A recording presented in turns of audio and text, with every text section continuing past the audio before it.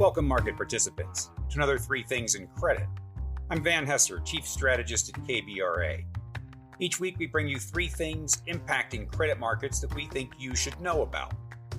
I hope you're listening to this in a cool, secure location, taking full advantage of your newfound work-from-anywhere status. This week, our three things are: 1. Disintermediating banks from riskier lending. It's a positive development for credit markets. 2. The importance of the forward look.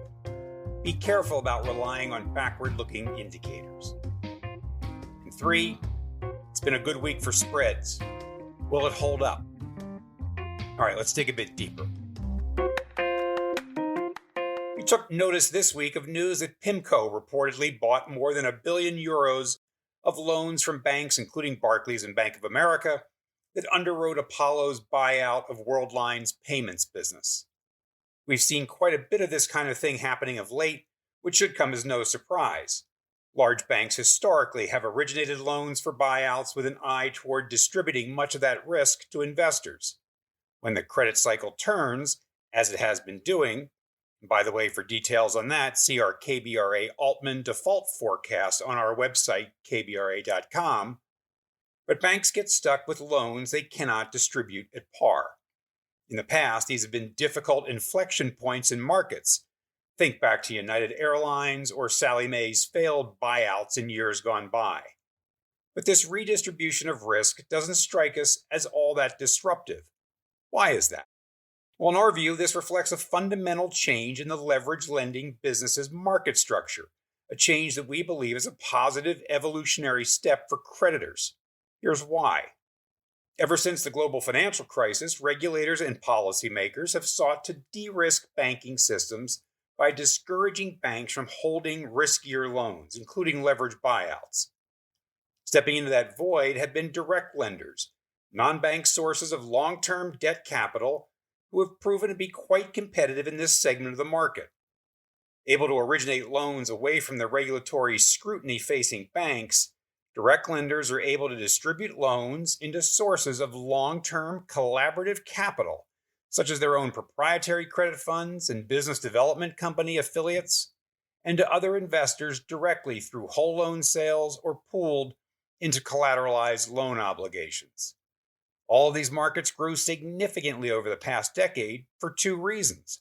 One, bank regulators post the GFC strongly encouraged banks to steer clear of riskier markets. And two, the ultra-low interest rate environment of the past decade led investors, including traditional asset managers like PIMCO, naturally into this arena in their search for yield. So why is this a positive development for creditors?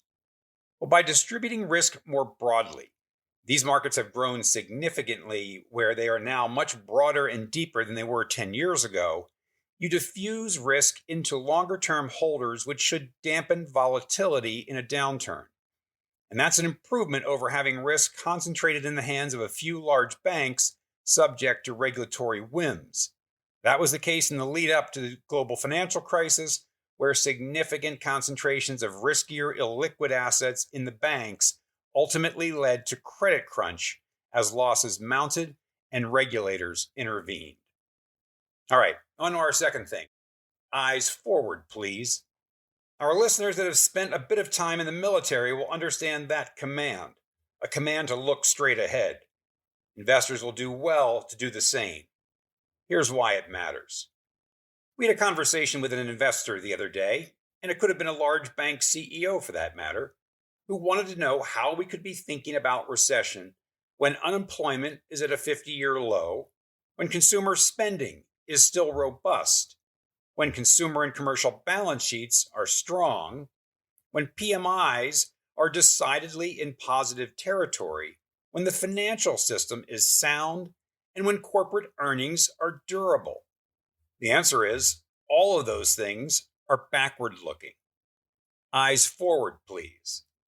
That's where you'll find recession risk and higher than desired inflation, the kind that prompts the Fed and other central banks to tighten financial conditions.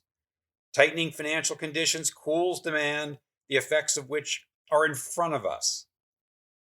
Over-tightening, the kind of thing that happens when central bankers One, can get only at part of the inflation problem, the demand side of the equation. And two, when they become ideologues, when they decide to tame inflation at any cost. Well, we think we're there, and that means over tightening. When you deliberately slow the economy with a blunt force like monetary tightening, you get collateral damage, job losses. We're looking at you, Amazon, Apple, Ford, Coinbase, Netflix. Negative sentiment, the kind that comes when real year over year weekly wage growth is negative 15 weeks in a row and counting. The effects of that are still in front of us. Revenge travel, that's so first half behavior. Conservatism is creeping in. Expect consumers to dial back spending. Expect businesses to postpone capex. Expect investors to move up in quality. This adds up to a future growth shock. Risk markets have seen this. What matters is in front of us. All right, on to our third thing. Are we there yet? So, lots of talk this week about reaching the bottom, as in, it's safe to go back in. We found the floor in spreads. Investment grade and high yield spreads have been tightening 16 basis points and 94 basis points respectively from recent wides. And we would attribute the improvement to a host of fundamental and technical developments that have kept the shorts honest. First and foremost is solid, for the most part, corporate earnings. With 98 of the S&P 500 reporting, a still strong 71% have beaten estimates, and just over half are better year over year. Take the big banks. Sure, there is some concern over loan loss reserve building, a forward-looking marker, at some firms. But let's keep this in perspective.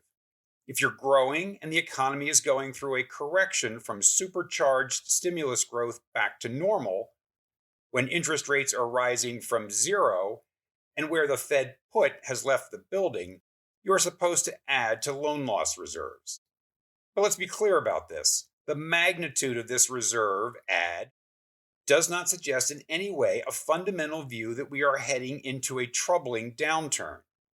And the color that came out of large bank CEOs was, well, balanced.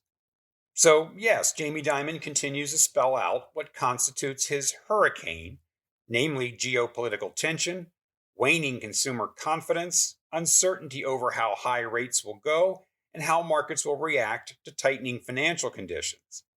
But he also did balance that with observations that the economy continues to grow and the consumer remains healthy and continues to spend. Citizens Financial CEO Bruce Van Saun noted that through the lens of his bank's customers, a recession is, in his words, less than a 50-50 probability. And over on the non-financial side of things, firms are showing some margin pressure, yes, and the negative effects of the strong dollar, but nothing all that ominous has popped up thus far.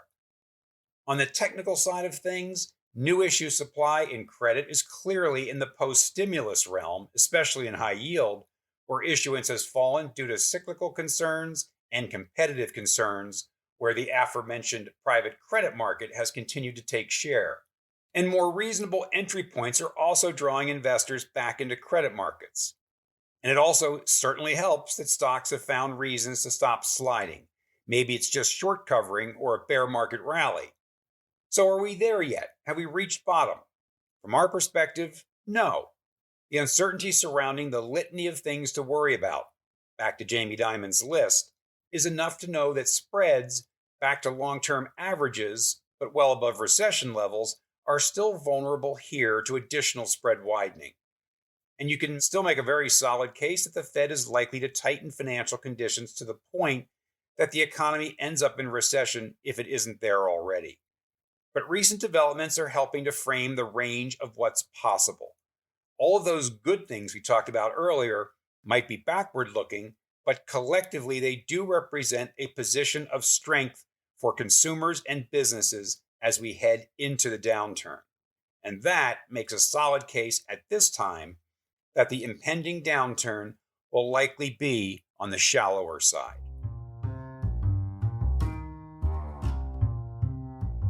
So there you have it. 3 things in credit. 1. Disintermediating banks from riskier lending. That's a positive development for credit markets. 2. The importance of the forward look. Be careful about relying on backward-looking indicators. And 3. A good week for spreads.